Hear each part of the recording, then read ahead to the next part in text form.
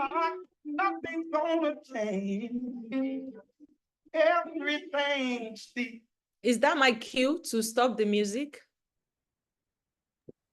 We are still trying to wait till 11:10 to have more people, so if you could continue till the end. Good morning, everyone. Please bear with us. We would wait 3 extra minutes for more people to join in.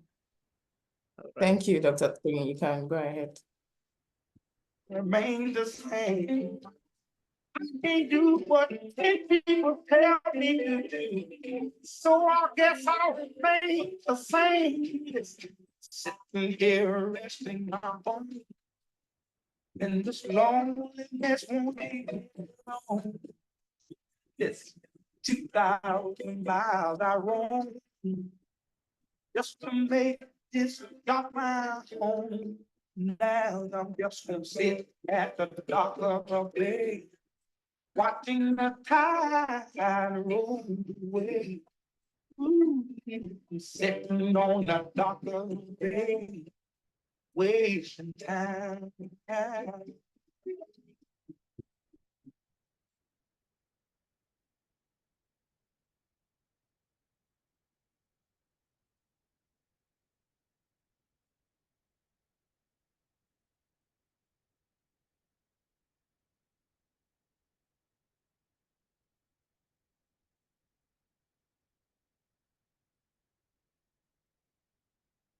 Here is a story told to the children of Africa. We love the children of Africa. Teaching the children. Da, da, da, da, da, da, da, da. Oh, black eye, black hair, black skin, black king, stand majestic with the black king. Today I'll sing you a black song. You need to hear about beautiful black thing. Cause most time we hear about black magic and black witches. Black list, black book, black market, black Friday, spend off your black witches. I've never seen a doctor in black, nor seen a black beauty cure, no black beauty. But I've seen good doctors like us and Molly resurrect like a real black Peter. Malcolm, Marcus, Martin. When you see Walter Rodney, ask me. Oh, you're not here for. Okay, thank you so much, Dr. Toyin.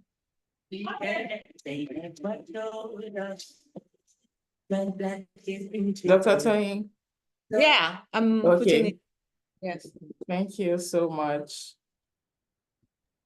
Thank you. Good morning, everyone, and welcome to the Intergenerational Connections for the Polycrisis by TEAP, the Eco-Anxiety Africa project. We're excited to have everyone here, and can we just introduce ourselves in the comment chat or in the comment section? Let's do that. So tell us your name, tell us where you're coming from, where you're calling from, joining the call from. Tell us your identity. Do you identify as a youth or an elder? We all know this is an intergenerational connection. So we know we have like our elderly ones here and we have the youth. So tell us what you identify as and tell us why you're on this call. So just to take that again, your name, where you're joining us from, what you identify as, and why you're on this call. Thank you.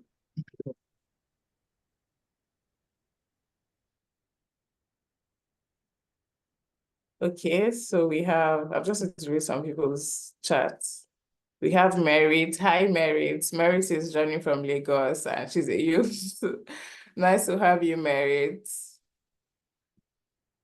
Okay, we have Smith Unwokocha. He's the coordinator Quest for Growth and Development. He's from Port Harcourt. Thank you, welcome. And he's also a youth. He looks forward to learning more about Polycrisis. Okay. We also have Ayo, proud African youth from Lagos, Nigeria. Hi, Ayo, welcome. Thank you. Can we have more people just before we get started?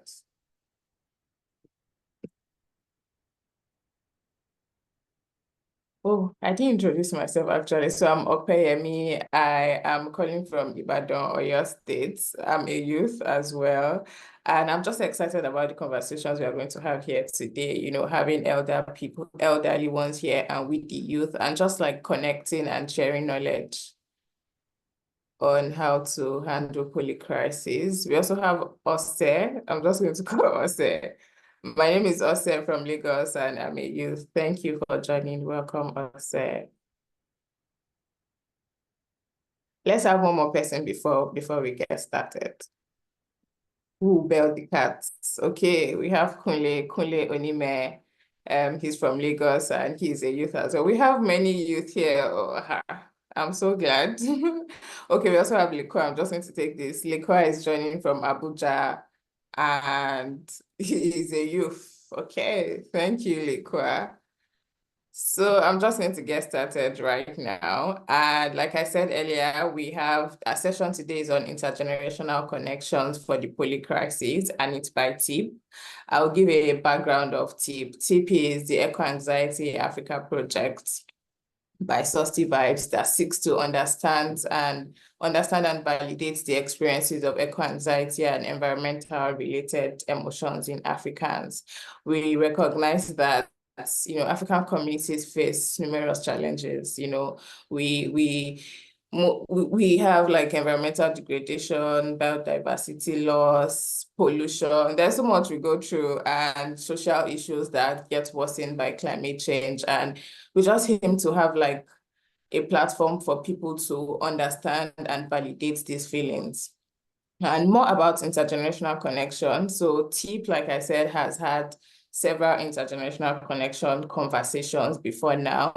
And it began from like our Climate Elders NG campaign, where we realized how important it is to like foster intergenerational connection between the elders and the youth, and which is why we try to bring individuals of all ages to discuss and just have elders support the younger ones, and the younger ones also like seek from the elders, get from their knowledge, and offer younger generations like the aim of this particular session is to like offer valuable wisdom elders can offer to the younger generations living in polycrisis. We all know that we're in a period of great confusion, multiple crises here and there, which is why TEAP brought about this session for everyone here. I'm sure we're all excited. If you're excited, just drop a like emoji. If you're excited for the conversations we're going to have today, for the wisdom we're going to tap from our elders,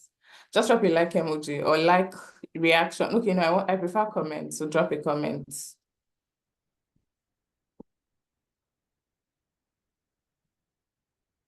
Okay, thank you, Ose. I am as well.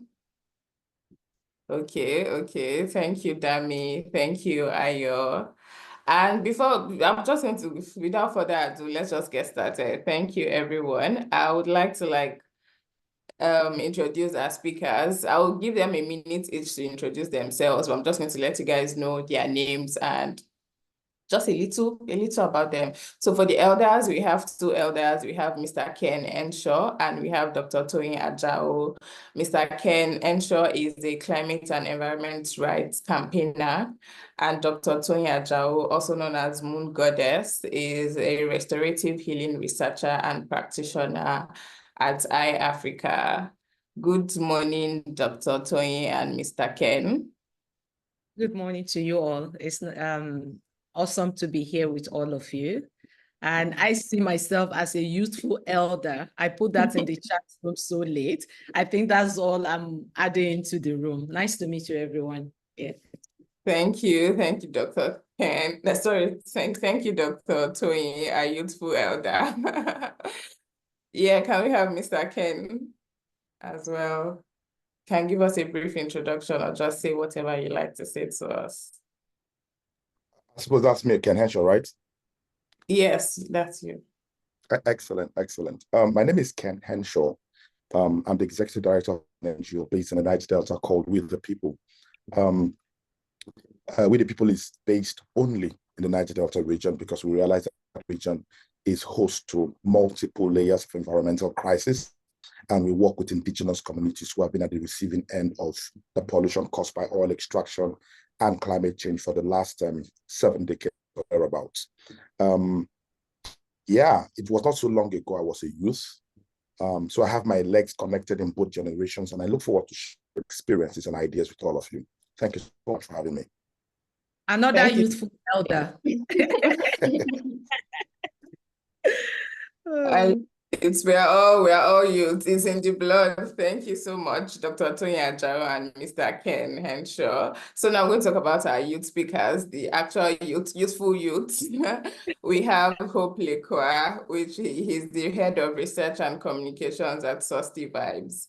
We also have Ose Okundala, yes, sorry if I murdered that. But yeah, she's the head of operations at Susty Vibes as well. And I'll have them introduce themselves a minute each. Let's have Hope Lekwa first, then Ose. Yeah, hi everyone. I'm happy to be here to learn from everyone, the elders and the youthful elders also, as well as my youngins here. I feel as like I'm very open to the conversation here, to just have a very rich and insightful conversation here, bringing my own expertise and my experience in the field as well, and also learning from you guys, personal and also corporate, if there is any way, expertise to this conversation. So I'm happy to be here. Thank you. Thank you, Hope Lekwa. Can we have Ose? Hello everyone, my name is Ose, and like Lekwa said, I'm very happy to be here. This session brings out, conversations between the young youth and our youthful elders, and it just sparks different collaborations and cooperations, and I look forward to seeing that here. Thank you. Thank you so much. So we've heard from our speakers. Thank you, everyone. Thank you, Hope Lekwa, and thank you, Ose. So right now, we're just going to dive right into the conversation, into the discussion of the day. But before we get started, please, if you have any questions while the discussion is going on, please feel free to drop them in the chat box. We'll definitely come to them and you'll be answered. If you have comments, if you have anything you have, reactions, please drop them and we'll get back to them after the discussion. So if you're ready for the discussion, just drop any emoji. Let me know that I'm not just here talking to myself and there are people here who are actually ready to have this discussion today. Please drop any emoji. Okay, thank you, Susty Vibes. Thank you, Merit.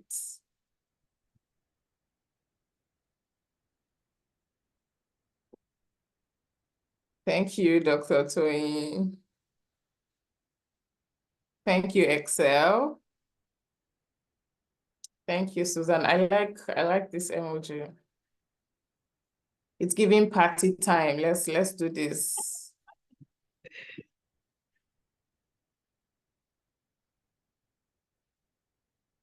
Okay, thank you, Oluwadamilola.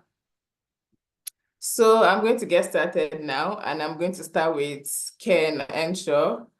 I know that he has so many experience in environmental remediation. He spoke about, his work and everything. And I'd just like to know if he could share some of his experiences overcoming past environmental challenges with us. Well, I hope you can hear me. My internet is not so good, so I'm hearing you in patches on and off, but I hope you can hear me well. Please confirm. Yes, I can hear you well. Excellent. Excellent. Yeah, thank you so much for having me on this call. And I like the fact that you are situating this conversation as an intergenerational dialogue. And I must say that the intergenerationality of our different advocacy engagements around police brutality or governance or democracy or climate change or environmental pollution, that element has been missing. So we tend to treat any new struggle as a fresh one, every issue as new. But I must start by quoting a portion from what a philosopher, political philosopher I've read extensively said, and I find it very interesting. His name is Frantz Fanon.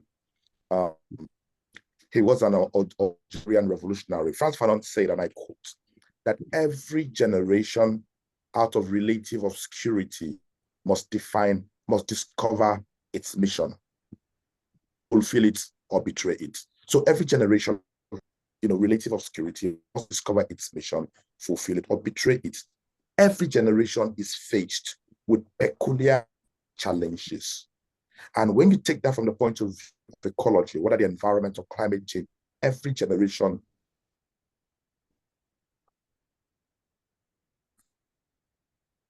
Oh, see my network. Sorry, Dr. Ken, is this my network? No, it's East. No, I think it's from, yeah, I think it's from Mr. Oh, Ken. so sorry about that. I really enjoyed how it started, but I guess when he joins back in, he would continue his discussion. Now, I'm just going to ask us the same question. Can you hear me? Okay. Yes, we can hear you now. Okay, I'm going to turn off the video just to see if I can get more bandwidth. Oh, okay. Just confirm you hear me now. Yes, we can. Okay, so I was giving a rundown. I was just saying that every generation faced different environmental challenges, right? And each of them confronted these challenges as best they could at that particular time.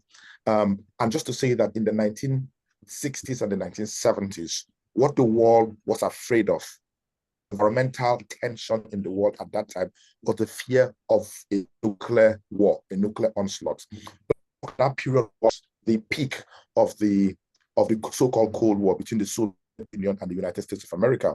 Both of them were powerful nuclear powers, and the world was afraid that nuclear bombs could be used in the world at that time. That was the environmental challenge, and different world powers, including China and so on, were testing different nuclear weapons at that time. That was the source of environmental tension at that time.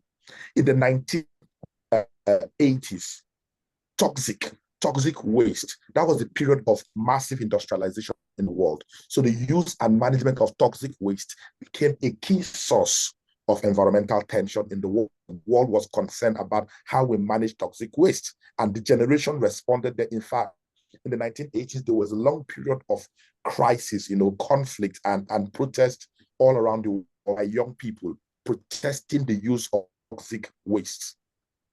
In Nigeria, in 1980, there was a massive, several containers of toxic waste dumped in a community in Delta State. That was in 1980.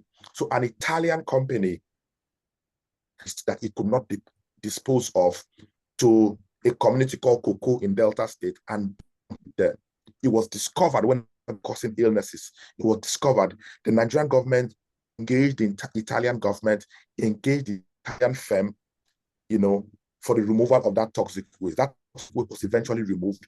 But that was the first time Nigeria was confronted with a very great environmental crisis. And as a result of the dumping of that toxic waste in 1980, the Federal Environmental Protection Agency was formed, and a law was passed, and the Environmental Protection Agency was formed to ensure that such environmental issues never ever occur again. In the 1990s, the shift of the environmental concern of the world changed. That was when the world started coming to terms with the realities of climate change.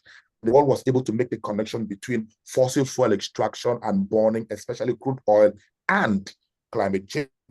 So we had the US-Iraq war, Kuwait-Iraq and US war in 1990. And I still remember images of massive oil depots going up in flames and massive oil spills all over the region at that time, right? So oil pollution became an issue beginning in 1990 and basically continues up till today, okay? In the 1990s also, in Nigeria, we saw different formations of social groupings in Nigeria protesting environmental pollution caused by crude oil extraction. So that was when we saw people like Ken Saro-Wiwa form the movement for the survival of Ogoni people, challenged the government of Nigeria, demanded a cleanup of the Ogoni environment, a place that had been terribly destroyed on account of oil extraction. We all know what happened in 1995. Ken Saro-Wiwa and other Ogonis were murdered. We also saw something similar in Umuechem, where people demanded a safer and better environment, in 1990, yes, in Umuechem, and a massacre was carried out in that place, orchestrated by the oil company, Umuechem, in Rivers State in 1990. So the 1990s was characterized by the rise of movement, youthful movements demanding accountability for crude oil destruction of the environment. That was the environmental struggle in the 1990s. In the 2000s, we saw in Nigeria the rise of what we now call militancy happening, which was basically mass mobilization of people in the Niger Delta demanding a better deal from oil extraction, demanding environmental cleanup, and so on and so forth. In the 2000s, we started seeing the true and actual impacts of climate change emerging across the country. It was in 2012, for example, that we saw the first massive floods in the country, a product of climate change that broke with all norms. So since 2012, we have been seeing sea level rise affecting several states in Nigeria, including seawater rising up to about 2 meters high, up to 7 feet seawater. The point I'm trying to make with this analysis is that we cannot pick one environmental struggle faced by one generation as a standalone. We must see the interconnectivity of these different environmental struggles. And for us to be able to tackle the environmental anxiety of this time and chart a new environmental course and struggle better to safeguard the environment at this time, we must be able to make that intergenerational connection with the environmental issues of the past and understand that the anxieties we face, the struggles we face today are connected somewhat with the struggles that have come in the past, and that the strategies that were used in the past can also be utilized right now. And for that reason, we must see the struggle we face now as just the latest contribution to a long history of struggles by people, young and old, to protect the environment, to protect humanity, and to protect the planet. I hope that was not too long for an introduction. Thank you. At all. Thank you so much, Ken. Thank you. That was very, very insightful. I love how you were able to tell us what happened in each years and how connected these environmental challenges were. Thank you. So now I'll ask Ose the same question, and I'm just going to relate it to your work as the head of operations at Susty Vibes. Can you share some of your experience in overcoming past environmental challenges? Thank you very much. I really enjoyed the fact that Mr. Ken, brought us from the old, the trail he brought us down through. So currently, as a youth in Nigeria, we are actually facing some environmental issues. There are many, but most of them, is tied to, environmental degradation, extreme weather events, and economic and social issues.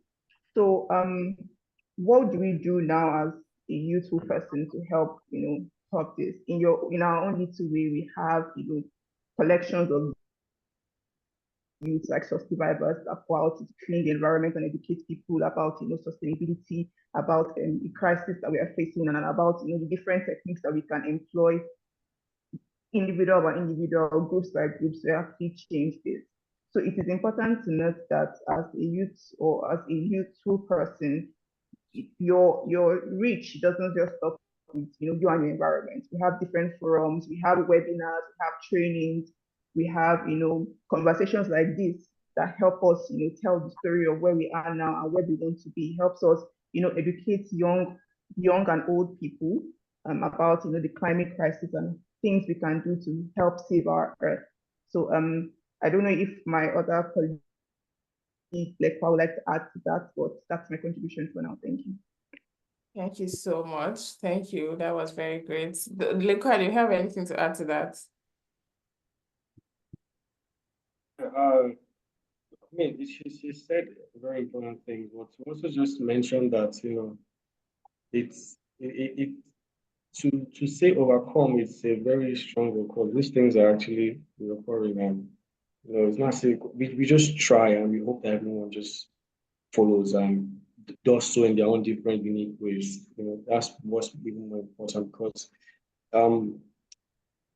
solutions to environmental changes in different locations require different approaches and even solutions, which are very nuanced. And so it's a big job for Susty Vibes. It's a big job for any international or any one organization to do so, really. And so maybe another struggle per se is the system itself, where I'm speaking from an NGO perspective. there's some sort of competition between NGOs. And unfortunately, that stifles the growth of, or the change, the impact that we're trying to reach with our work.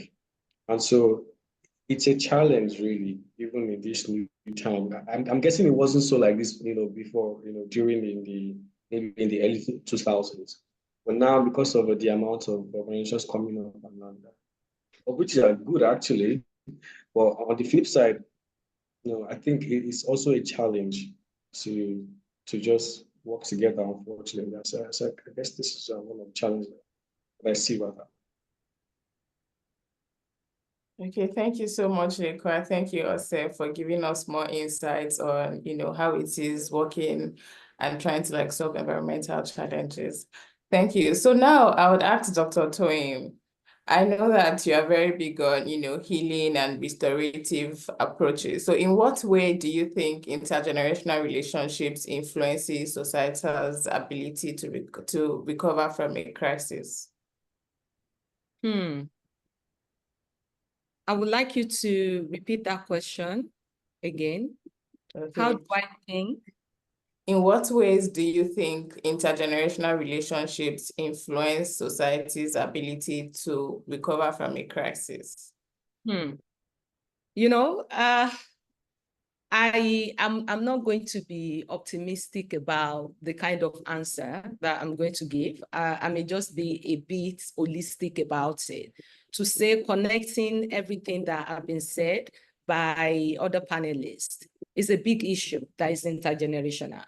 And what's making it so difficult for us to move forward as a collective is the fact that we are still dancing with intergenerational trauma. And how are we dancing with this? Part of what is going on is that many people still want a sense of entitlement to do what they like, to be materialistic about their approach to the environment and to the world, or the fact that consumerism and capitalism had become something that is consuming our attention. So the kind of focus we have is making our intergenerational relationship to resolve this issue very daunting. And that's the reason why when my colleagues were talking, especially Ken, when he mentioned how interconnected these problems are and how perhaps far too gone we are to be talking about overcoming any particular challenge at any point in time. The fact is we are in a tipping point. And that tipping point seems to be an archaic idea to some people. I don't know if many of you will recall when COVID-19 came. People were dying, but because nobody has died in your backyard, some people feel, oh, conspiracy theory, let's not believe this, Is that kind of approach that we are having to this humongous problem of our environment. Without the oxygen that is breathing life into our lungs, we're not going to be here. And the environment is crying out that I'm dying. And our response is, well, it's bogus, it's not happening, climate change is, even though when we can feel it at our guts. So my own kind of, idea that I've been grasping with, it keys into what Bayo Akomolafe called us to do. It says, the times are urgent. Let us slow down. Slowing down is where that intergenerational understanding of how problematic all our approaches to the environment has been and how we need to step in together and collectively look at a solution. Slowing down includes even going back to the lesson we've learned from COVID-19. When we were not doing a lot of activities, the earth was regenerating. That restoration was happening. But we've lost this knowledge and we've lost this, insight so quickly because now we are on autopiloting. We are on the fast lane to get to the next stage of what we think is important, not what will sustain this environment and all. So the times are urgent. Let us slow down. Let us slow down to think together. And in that slowing down, let us reflect. In that slowing down, let's find a way to invest in our own inner healing. Because if you are not doing all of that, it will be hard for you to see how in different ways you are contributing to the problem. So I think that's my my contribution at this point in time. Yeah. Thank you so much, Dr. Tony. Thank you. I like that. Slow down. Let's all breathe and, take time, slow down. Thank you. I would say that's what I got from that.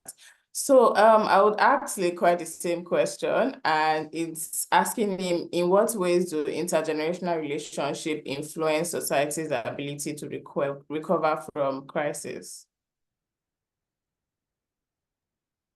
That's to me. Yeah, not to Lekwa. Oh, okay. Lekwa. Yes, thank you very much, man. I think it's a very important question because young people many times, unfortunately, do not regard wisdom from the older generation or from those that have come before them.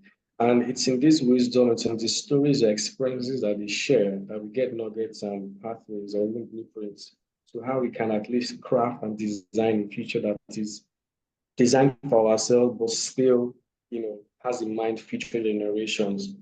If you want to go back in time to maybe colonialism or towards the 1960s or 70s or even 50s or so, you'd see that the approach to resources were a bit, that was where the approach to resources started to become a bit capitalistic, centered around just making money, and then it started to spread and pretty much everybody got into that trend. And now we are sort of like taking on the same things. Wisdom comes in two ways. From the positives that someone has lived and they're able to say, this is the right way to live and this is the right way to do things. And so you take from that story or from that experience and design your own future. And then on the other side, it comes in negative way as well. Someone has lived a terrible life. He might not tell you that I've lived a terrible life, but because you have eyes and you can see the things that are actually happening in this person, that you can learn from their experiences and know what not to do for your own particular future. But unfortunately, it just seems like everybody is just becoming a bit capitalistic and just not environmentally concerned and aware. There's something I used to say. Our parents, to an extent, those the ones that did not jump into the trend of making everything about money, our parents sort of had an ownership to the environment. They saw it as an extension of themselves. And so I remember a story, I think it was Maris that shared the story. She was talking about her grandma, saying that if her grandma saw her farm as an extension of herself. And so if anyone had any ill feelings, towards her, or maybe was a bad person in general, she wouldn't allow that person to her farm because she didn't want that negativity into that farm. So they had some sort of a very close-knitted relationship and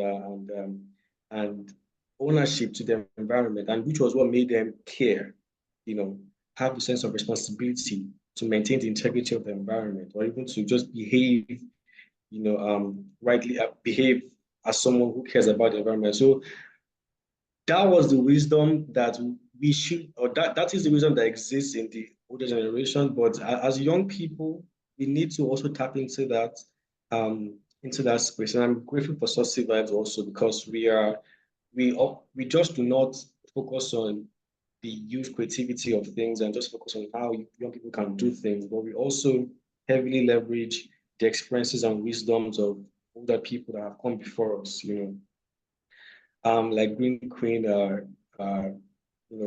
Dr. Tony as well, Dr. Kenneth as well, or Ken Henshaw rather.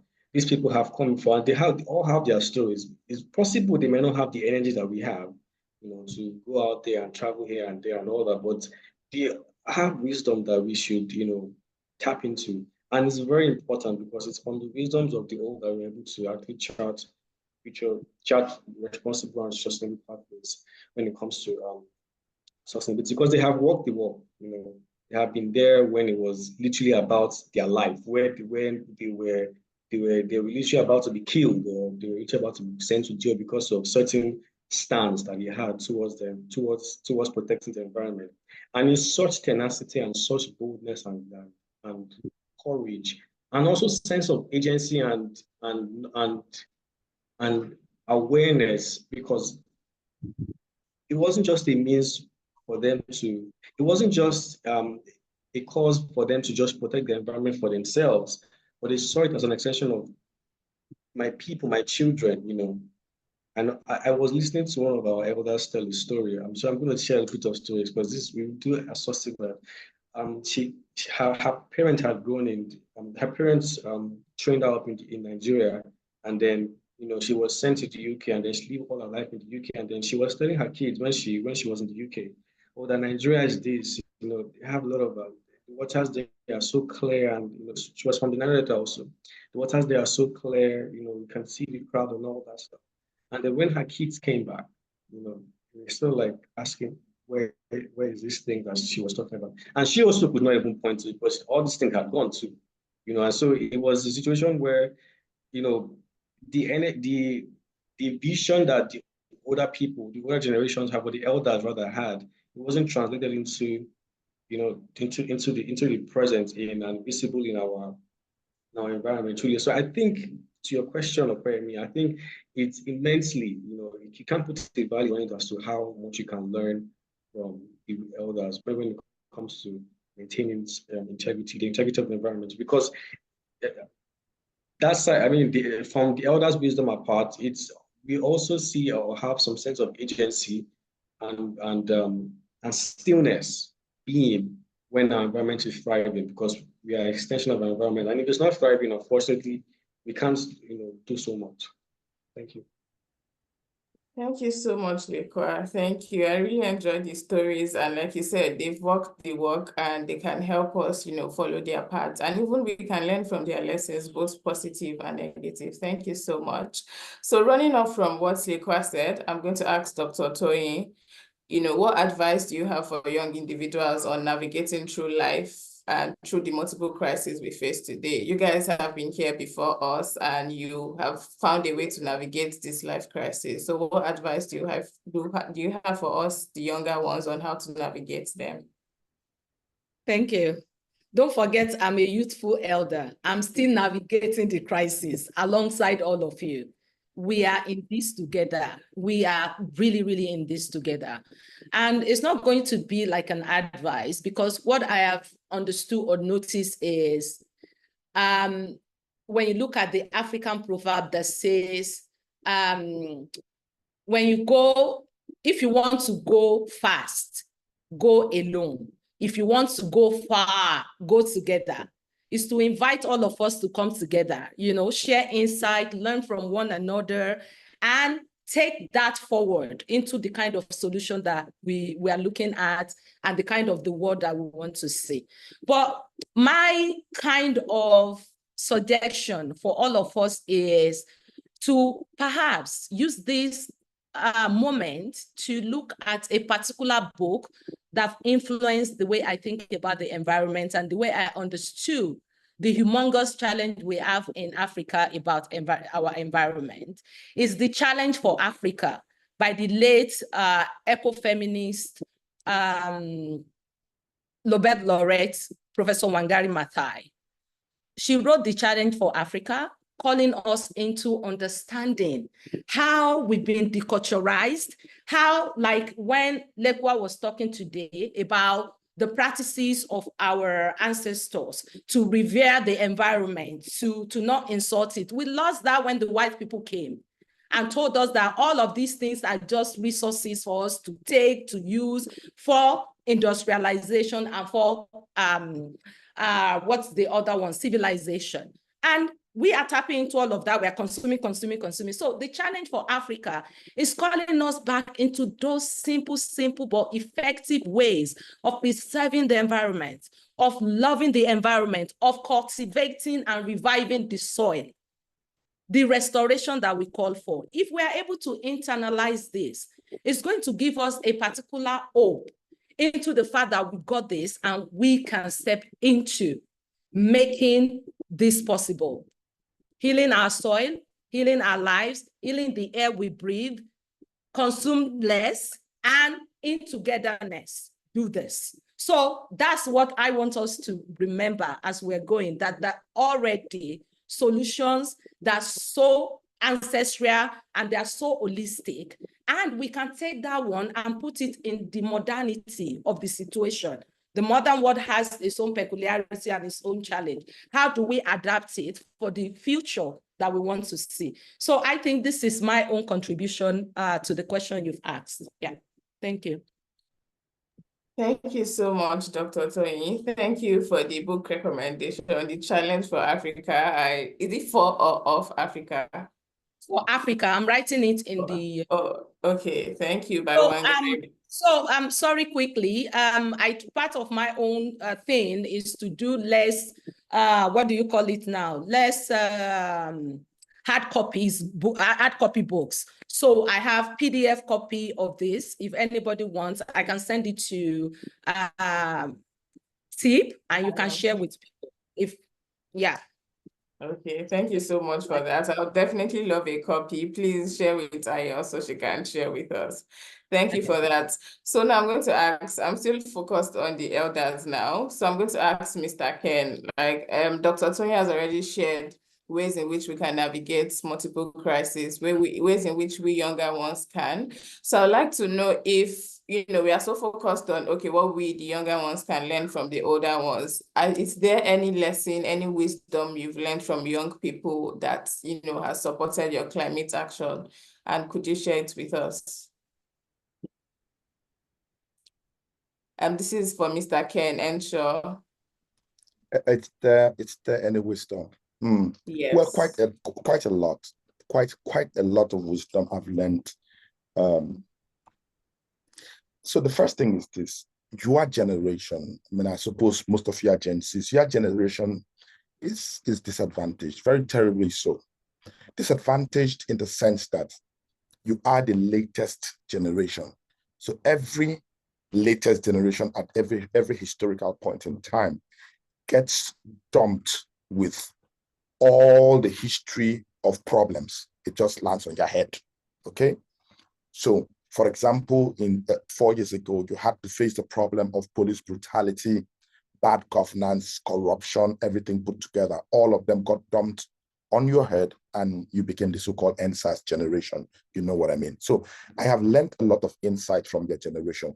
I've learned how easy it is to organize. So I come from a generation where there was no GSM, mobile phones. I come from a generation where there were just about 5,000 fixed wireless NITEL lines in the whole of Nigeria, right? 1980s. Right now, there are more than 5,000 mobile telephone numbers on my street alone. So we don't know how to use that technology so much. We're learning, we're still grappling with how to use technology. In fact, I'm one of the most tech savvy person that is under 50 years. I'm one of the most tech savvy, right? So we learn that organizational skill from young people and how they are able to organize not just on a country basis, a community basis, but also how to organize intercontinentally. The number of international frameworks, global frameworks that exist today on climate and ecological issues did not exist in our time because we simply did not have the tools to organize at the intercontinental and global level. We learned that from you. But I think I would be giving you too much hype if you do not say about where you're missing a couple of things, yeah? So there are a lot of downsides also. Your generation tends to think that you are the first that has been here. So for example, you tend to think you are the first that has experienced something. So take 2020 NSAS, for example. I heard people in the NSAS, I was part of the NSAS movement, by the way. So I heard people in the NSAS movement say things like, nobody has ever done this before. We are the first to actually do this. Who the hell told you? Do you know what June 12 was? Do you know what Ali Moscow was? Do you know the thousands that died? People kicked the military out. The point I'm making is that I'm going back to that quote by Frantz Fanon that every generation faced a challenge. They fought that challenge. The generation of Wole Soyinka found colonial rule as the challenge, and they fought colonial rule and pushed the white man away. Another generation found military rule as its challenge. My generation, I was born into military rule. We fought the military and gave you democracy. If your generation is bad governance, fight bad governance. You are not the first to fight it. People fought different challenges that confronted them at one point in time. And so in the NSAS episode, for example, because you thought that you were the first and only, you forgot to tap from the wisdom of people who had been on the barricades fighting like you in the past. And when they were going to roll out the tanks and shoot the Lekki protesters, I told my wife, they're going to shoot these kids. You know why? Because I had seen it happen just 10 years earlier in 2012 when we did the fuel subsidy uprising. I had seen it in June 12. That when a despotic government is corrupt, is desperate, and wants to hold on to power or hold on to a narrative, the next thing they do is roll out tanks. I knew that they were going to shoot that. But you didn't connect with the generation, and that's why you knelt down and waved flags. You would have known they were going to shoot. I also knew that the first thing the military does after shooting protesters, they know that there's going to be propaganda around that. The first thing they do is that they take the dead bodies away. I had seen it in Zaki Ibiam. I had seen it in Ugeb. I'd even seen it in the killing of Shites not too long ago in Kaduna. So the first quarrel that always happens after a military massacre is a quarrel about how many people died. I knew this, but you don't know it because you hadn't seen it. When my generation came as an activist generation on stream, we connected with the generations of people like Gani Fawemi, and we simply became their foot soldiers, and we continued to struggle in one trajectory. You need to more deliberately, more forcefully, and more consciously connect with the past. You need to deliberately as a lesson, because the reality is that when you think intergenerationally, you are thinking in a dynamic way and not in a static way. You are thinking synthetically and not analytically. Intergenerationality is knowledge. It is experience. It is strategy. Okay? It allows you to learn. It allows you to collaborate. It gives you clarity. It gives you profound knowledge. So you are the latest generation being heaped with the mess, but it's not all bad. It's also good because you are also that generation with a long history of confronting the exact same problems. And let me just end by saying this, that you guys are also unlucky because you are the first generation dealing with climate change. We didn't have it. It's a new problem dealing with climate change. It's a fresh problem and it's yours to fight. But how do you navigate that problem of climate change as a generation?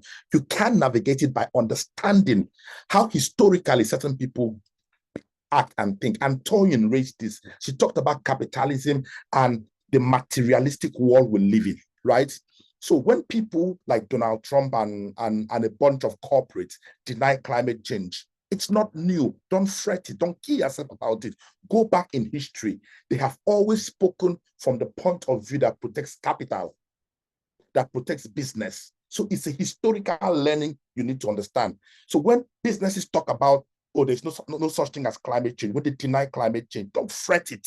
They've always spoken like that about everything. That's your learning curve. That's what you learn. So you already know from our experience how to confront people who deny climate change. And that adds very valuable bullets to your arsenal in fighting the polycrisis, fighting climate change, and seeking ecological justice. Thank you so much, Ken. That was so much wisdom. I love that you were able to connect it to something we could all relate to, answers, and how, how us not reaching out to our elders affected the outcome of it. I love it so much. Thank you so much. And now I'm going to talk to Ose, and I'm going to ask her about what skills do you think are required for sustainable living and resource management in Nigeria and Africa from your experience? I know you have so much experience as head of operations at Childec, at Susty Vibes, and I'd just like to know how, what is required, what skills do you think are required for sustainable living? Thank you. Yeah, so thank you. Yeah, so the skills required for sustainable living in Nigeria and Africa, I think it's centered around this basic thing. So first of all, we're talking about skills in sustainable agriculture, skills in waste management, skills in, forestation, skills, around just reviving our environment, basically. So having trainings and seminars and webinars about in these areas are actually going to help help this crisis that we're facing today. So these skills also empower our communities, our youth, our elderly person, because if we all have these basic skills. So for example, I'm interested in waste reduction. One of the skills I have to learn is maybe recycling. Like, what are the things? Okay, first, let's not even get into recycling. What are the things I can do to first reduce my waste? That is one skill that I have learned. Now, my sister is interested in recycling. Okay, so we come together. How do I, separate my waste that enables her easily recycle?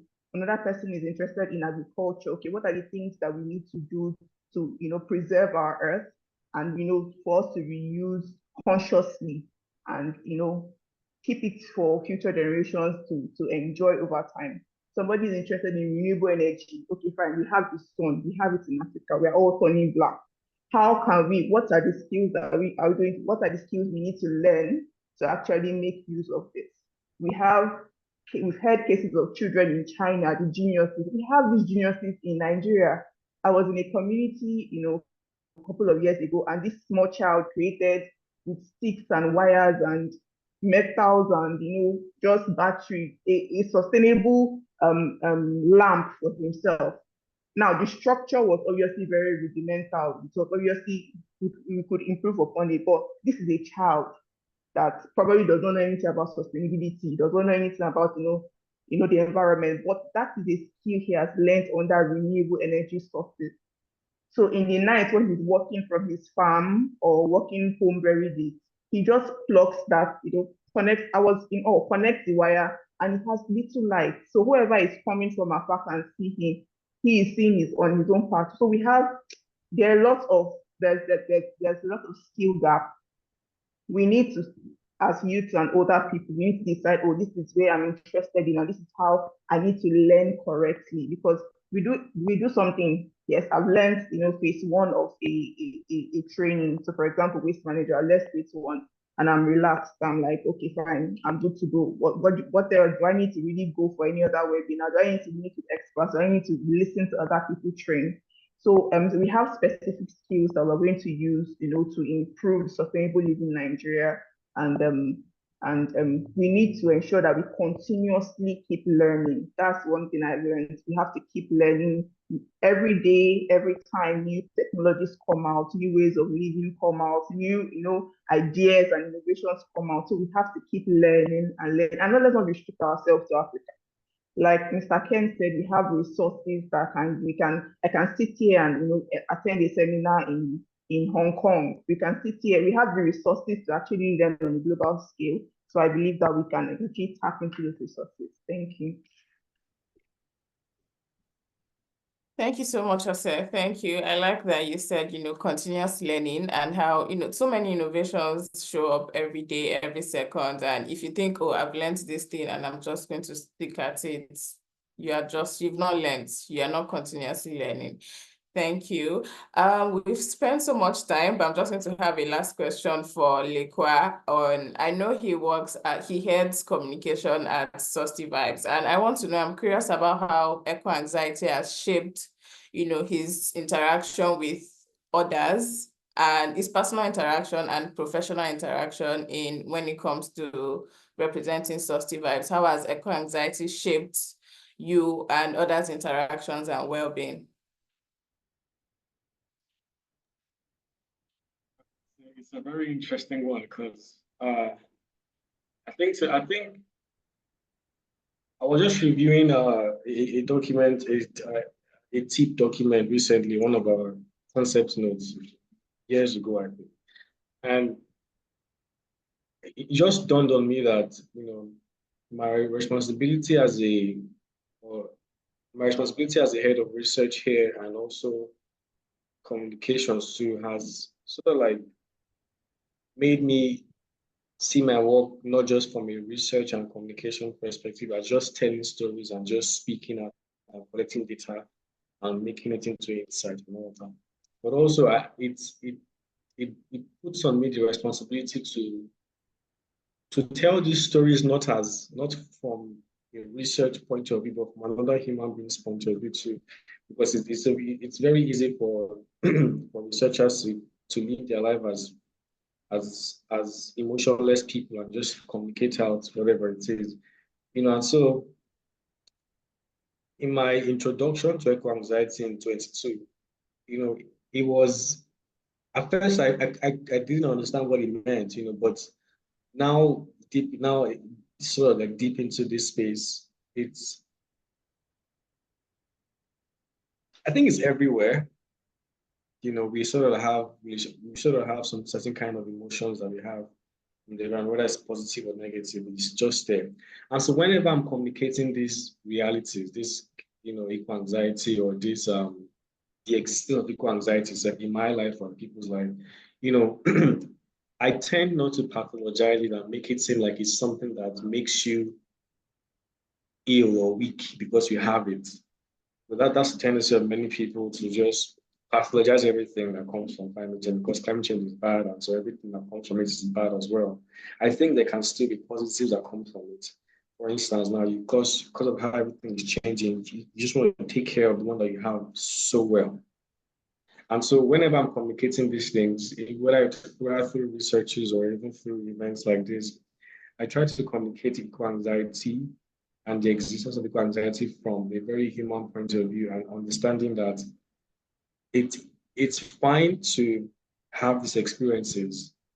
After all, it's what makes up your life on the long run. When you have these stories to tell and understanding how things have changed from A to B, but still focusing on the positives that might still come from these changes.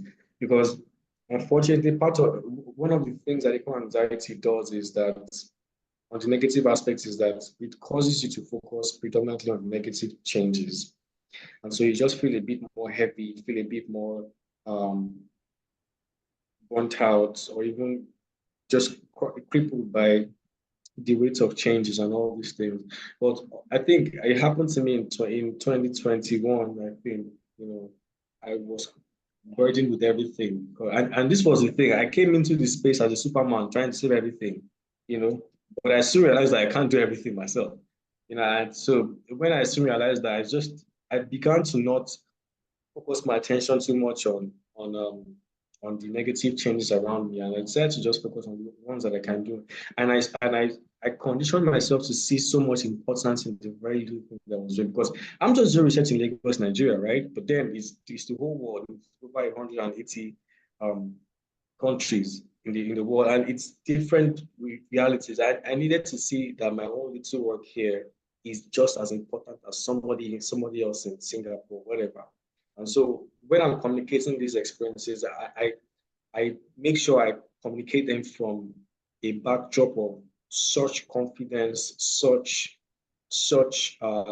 confidence and pillar behind me, in the sense of my experiences, and I don't apologize them. I don't make them look as if I don't make them my weaknesses. I don't make my experiences my weaknesses. I make them my strength, pretty much, whenever I'm communicating these stories. And so that's why, if people, or even myself, having spoken at events like this before, whenever I'm asked of my eco-anxiety experiences, I don't always focus on the negative aspect of it, because it can be this daunts on you and it just burdens you along. So I think I just focus on the positive aspect, but also putting relevance to the negative experiences that's happened to us, because it's experiences that builds us in how we communicate this issue. So yeah, I think that's fair. Okay, thank you so much. Thank you for sharing that with us. Thank you to every one of our speakers, to Dr. Toyin, to Mr. Ken, to Ose, to Likwa. Thank you for sharing so much insights into polycrisis and how to solve this challenge for us. Thank you. It was a very insightful session. I enjoyed it, and I'm sure a lot of people here enjoyed it as well. I'm going through the reactions here, and a lot of people said amazing presentation, interesting presentation, you know, thumbs up. Thank you to our speakers. So now I'm going to take like reactions and comments from the listeners, from the audience, just so we could react to them or answer some of their questions.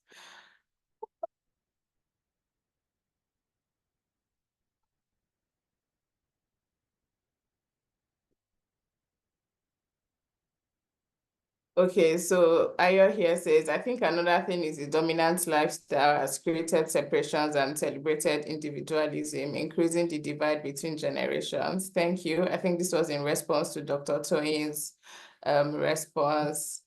Yeah, so Merit says, thank you so much, Dr. Toyin. This is for Dr. Toyin. What you said about respecting the environment reminds me so much of my grandmother. Okay, still a reaction. Okay. There's a question from Smith. I think Ken already answered that, isn't it? Oh, okay. I haven't seen the question. Ayo, please, if you find the question before me, can you? I'm reposting it. Okay. Yeah. Yeah, it was saying, how do we avoid the mistakes of the past in the present times and ensure the impact of climate change is well managed, because it will definitely come in different forms. I think it just put a thumbs up now. I think yeah, Ken, highlighted that in this talk about answers and how we can, bridge that. I don't know if any other speakers would like to add something to that question. Thank you, Ayo. Yeah, I don't think I have much to add because Ken really touch on it succinctly. What I am just going to say is, with this global crisis, one thing we need to all know as we are engaging in dialogue and solution generation is to not do it from a place of survivor, to not do it from a place of autopilot and fear. And that's been the case. We respond quickly and the solution becomes, gives us a Cobra effect in return, where the situation becomes worse. So how do we do this? By slowing down. I'm going back to what Bayo Akomolafe said, and recognizing the fact that if we keep on repeating these mistakes, one person may succeed, two persons may succeed, but it's still going to be a failure for all of us because we're in this together. Yeah.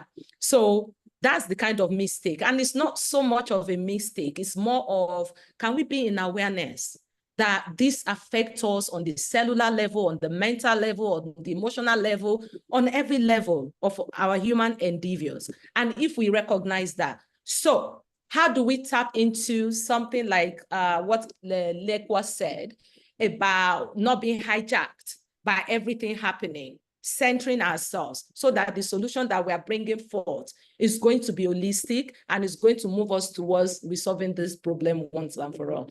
I hope we can. I really do hope. Yeah. Thank you, Dr. Toyin. I hope so too. And I believe we can actually.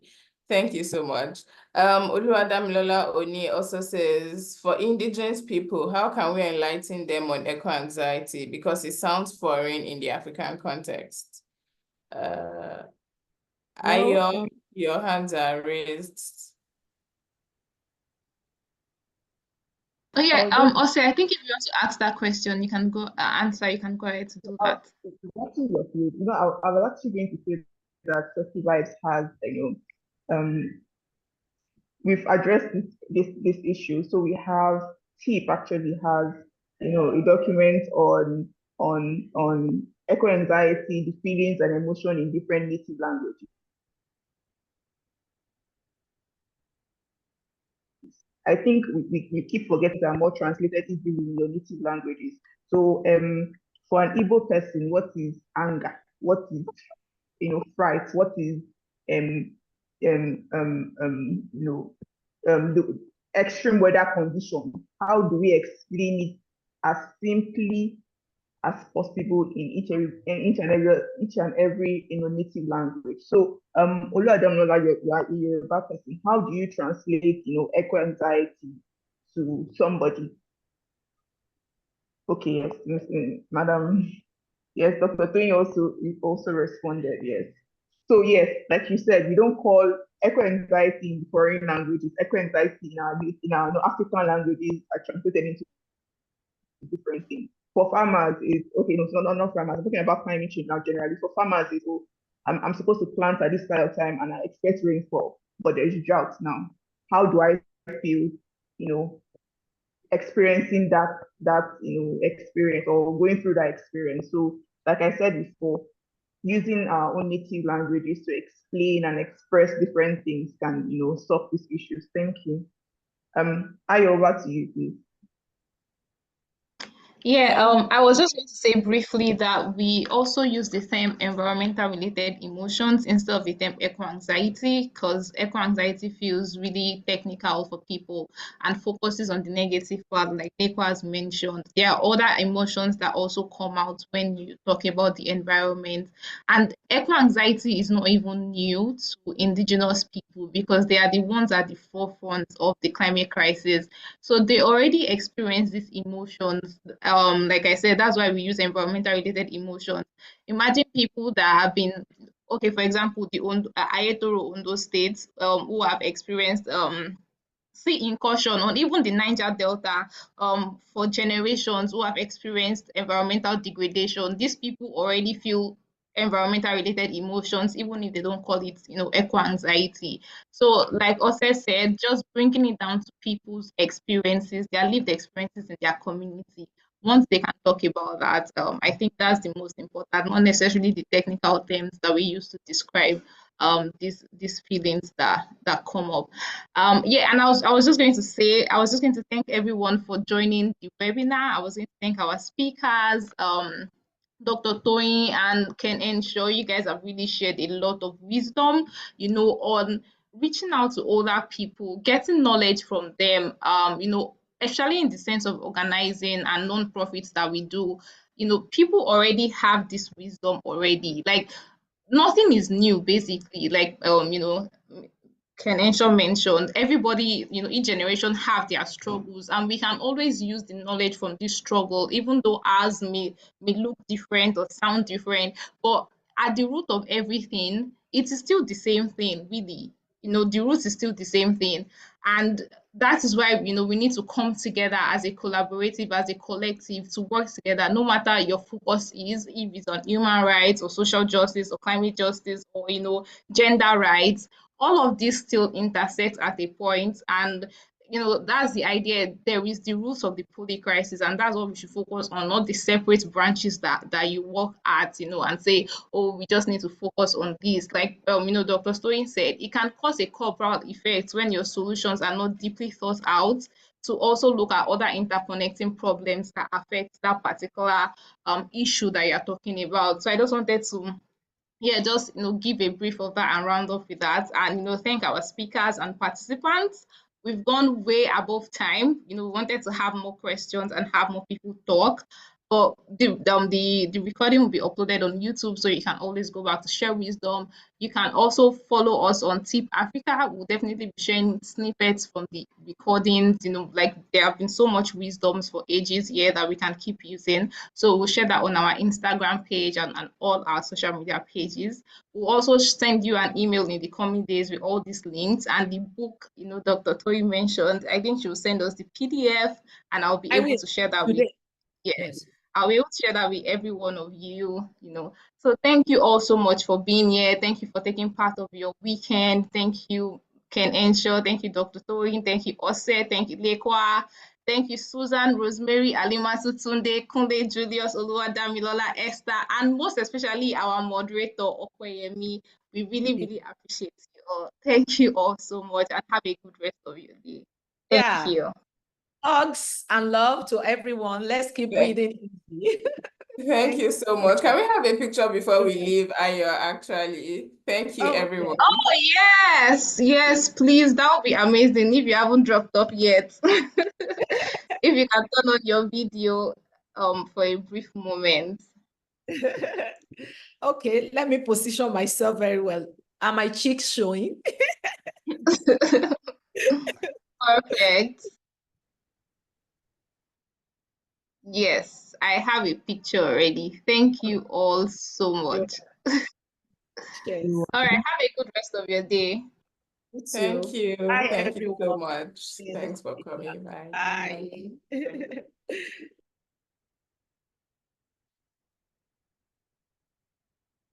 Okay.